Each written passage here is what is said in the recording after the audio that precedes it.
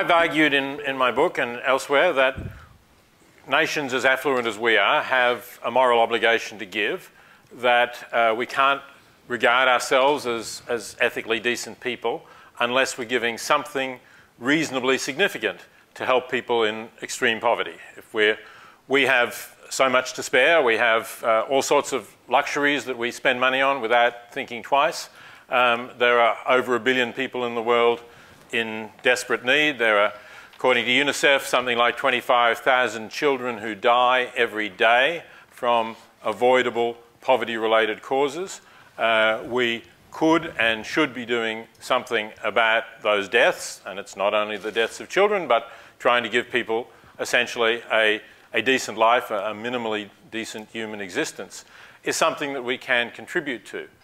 So I think that's what we ought to be doing. Now, there's a further question as to whether we ought to be doing that through our taxes, through government, or through our individual donations. I think you could argue that if our government were giving enough, then maybe that would relieve us of any further responsibility. But I don't think our government is giving enough. In fairness, I don't think any government in the world is giving enough. But there are some governments that give approximately 3 times as much in proportion to their national income as Australia does.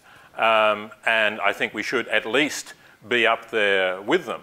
So I think we do have a long way to go in terms of contributing as a nation. And I think in the meantime, we can do something about it. Of course, we can write to our MPs and tell them that we think foreign aid should be increased. We should match the levels of Sweden and Denmark and Norway and so on.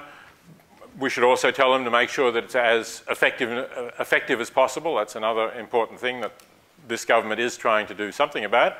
But if they're not responsive, or in the meantime, while we wait for them to be responsive, I think there's absolutely no excuse for not reaching for our checkbooks or credit cards, going online, whatever it is, and giving to one of the many effective agencies that we have in this country that are helping to relieve poverty elsewhere in the world.